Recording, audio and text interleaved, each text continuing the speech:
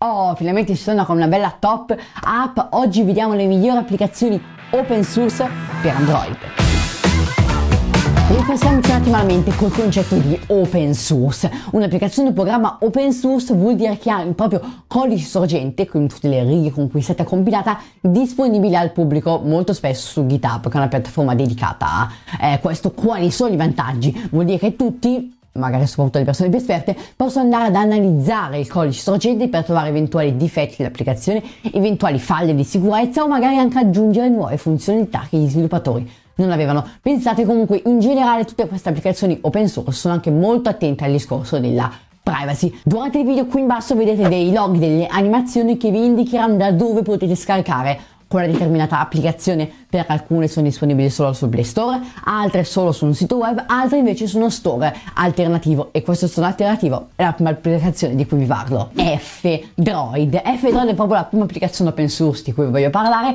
È open source e contiene altre applicazioni open source, infatti è uno store che ci permette di installare app, appunto tutte open source. Si trovano veramente tante chicche, applicazioni particolari molto sconosciute, ma spesso interessanti, anche magari alcune applicazioni che non ci saremmo mai aspettati di trovare con funzionalità un po' particolari. E beh, sono divisa come ricerca delle applicazioni, la grafica non è niente di che, ma va bene. E semplicemente cosa va a fare? Quando noi diciamo installa l'applicazione, lui andrà a scaricare il file APK dal relativo sito dell'applicazione e poi ce lo farà installare col classico installatore di APK del telefono, non è come il Play Store, fa tutto lui. Dovremmo anche installarlo manualmente, ma è sicuramente un vantaggio perché poi tutte le applicazioni che installiamo da F-Droid possono essere aggiornate sempre dalla stessa app. Ci manderà come Play Store la notifica per quando c'è un aggiornamento. Ci sono poi alcune funzioncine interessanti, come ad esempio la possibilità di andare direttamente ai social dell'app, dello sviluppatore, e soprattutto alla pagina GitHub con il codice sorgente,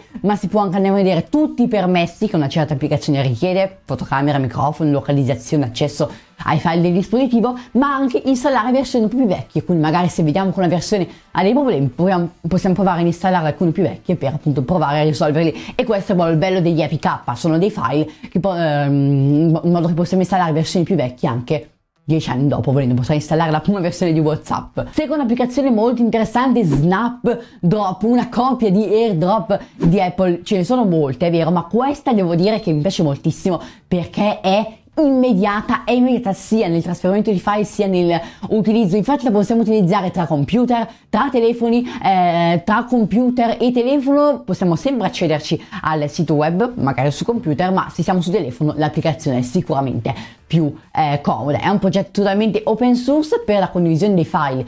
Si parla sulla tecnologia WebRTC, una tecnologia apposita per condividere file, totalmente open source, che va pure a criptare i nostri file. Il funzionamento è molto facile, i dispositivi tra cui scambiare file devono essere connessi alla stessa rete wifi, e una volta che questa connessione si avvera, diciamo, aprendo l'applicazione al sito, troveremo l'altro dispositivo, che ha un nome un po' strano, non so perché gli piace dare questi nomi strani ai dispositivi, però vabbè, sono comunque facilmente... No, non ho stoppato la registrazione, vero? Sono comunque però facilmente riconoscibili. Basterà selezionare il dispositivo a cui inviare il file, selezionare il file, e in pochi secondi questo sarà inviato. Veramente, se hai una foto, quindi pensa a pochi mega, è istantanea la cosa. Se i file sono già un pochino più pesanti, ho provato con file di circa 150 mega, ci ho messo circa 1 minuto e mezzo. Devo dire un tempo più che accettabile. Un'ottima soluzione per scambiare file, soprattutto tra telefono e computer, anche alternativa a Telegram, perché noto che spesso Telegram è un po' lento nell'upload dei file. Questo invece, devo dire, si comporta molto bene. Anche la funzionalità di inviare un messaggio a un dispositivo, ma più che scrivere al dispositivo ciao come stai, che non ha senso, è utile per magari scambiare dei lunghi testi o dei numeri di telefono mail quando non abbiamo a disposizione Telegram o WhatsApp web. Prossima applicazione, Privacy Blur, molto semplice, semplicissima ma utilissima. Importate al suo interno una foto, selezionate un'area di questa foto e lui la censurerà, basta. Il gioco è fatto. Poi ovviamente possiamo anche andare a scegliere il tipo di sfocatura, quindi se pixelarla oppure sfocarla, l'intensità della sfocatura, la forma, quindi rettangolare oppure circolare, insomma, per andare e soprattutto la dimensione per personalizzare appunto l'area da censurare.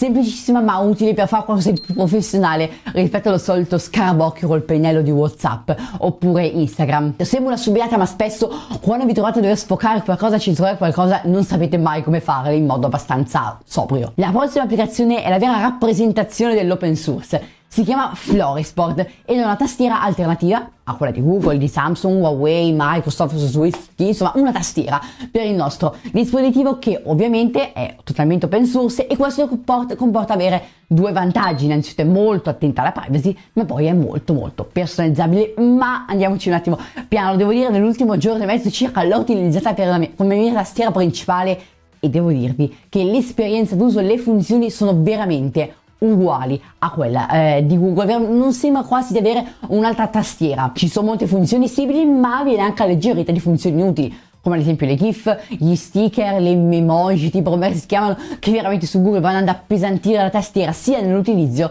sia nello spazio che poi occupa nel nostro telefono. Se andate nei menu impazzirete da quanta personalizzazione si può fare: la spazzatura dei tasti, il far comparire una cosa, il comportamento della tastiera, l'altezza della tastiera nel minimo millimetro, insomma veramente molto personalizzabile, anche perché oltre ai classici temi chiaro, scuro, con bordi, senza bordi, potete andare a creare voi un vostro tema personalizzato da zero, modificando ogni gradazione di colore di ogni singolo tasto. E questa è veramente una figata, e qua è il bello dell'open source: codici sorgente per tutti possono andare a modificare e personalizzare. Purtroppo non ha il correttore, questo forse anche per un fattore di privacy, perché ovviamente il correttore va a leggere quello che scriviamo per correggere, e devo dire che l'ho notata questa cosa. Io scrivo molto velocemente, molto male, e il correttore mi salva la vita. Con questa tastiera sono stata obbligata a scrivere un po' più lentamente. Tra l'altro ci sono anche delle chicche molto interessanti, ad esempio tenendo premuto e facendo uno swipe verso sinistra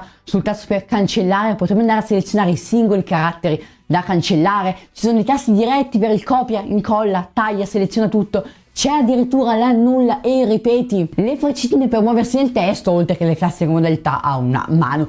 Insomma, un'app molto interessante che vi consiglio di provare. TapTap è la prossima applicazione di cui voglio parlare, un'applicazione che va a importare su Android una funzionalità presente su iOS, ovvero quella del doppio tap sul retro del nostro telefono. Ovviamente questo doppio tap poi andrà a far scatenare delle azioni. È un'applicazione abbastanza invasiva, sia come permessi che richiede accessibilità, sensori, cose varie, ma anche come consumo energetico, un po' che deve stare continuamente in background, ma comunque devo dire abbastanza utile e molto personalizzabile. Possiamo innanzitutto andare a modificare la sensibilità del tap e la grandezza del dispositivo in modo da rendere il tutto più preciso, ma ovviamente poi andare a selezionare quale azione farà il doppio tap e quale al triplo tap, con un'ottima cosa, ovvero i gate, i cancelli, le condizioni, ovvero ad esempio durante l'utilizzo normale del telefono, doppio tap fa uno screenshot, ma se sono in chiamata con qualcuno, col doppio tap metti giù la chiamata. Se la batteria è inferiore al 20%,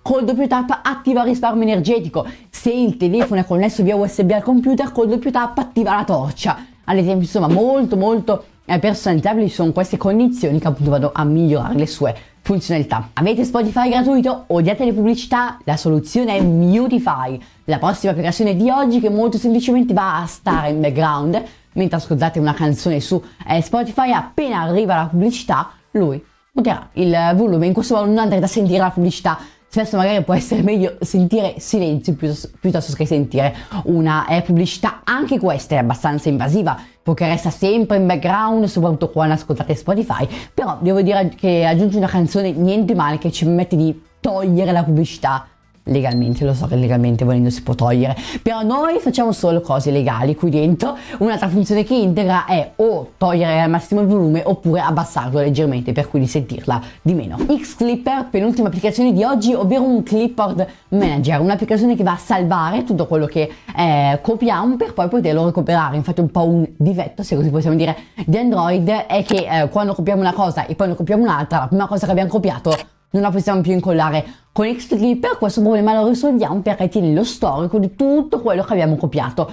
Quindi innanzitutto è utile magari per salvarsi all'interno link o parole semplicemente copiandole, ma soprattutto per poi andare a recuperare, dato che ogni volta che entriamo in un campo di testo apparirà in alto il loghetto di Xclipper e cliccandolo possiamo andare a scorrere l'elenco e selezionare anche magari quello che abbiamo copiato un mese prima. Ottima anche la funzione che quando copiamo un testo ci appare una notifica di Xclipper con la quale possiamo andare a taggare quello che abbiamo copiato per poi andare a filtrare il tutto e averlo organizzato meglio. Anche questa è abbastanza invasiva, non tanto come background ma come il pallino che appare, la notifica, però volendo potete comunque disattivare il tutto e quando vi serve qualcosa andare a recuperare dalla applicazione. Ha tra l'altro una funzione molto interessante, ovvero la multipiattaforma. C'è la possibilità di far sì che quello che avete sul telefono poi lo troverete anche sul computer, ma rispetto ad altre applicazioni la cosa non è così facile, bisogna smanettare un po' con le api di Google, insomma se siete abbastanza nerd riuscirete a farlo, se no no. Concludiamo infine con Shortcut Maker. Questa è un'applicazione già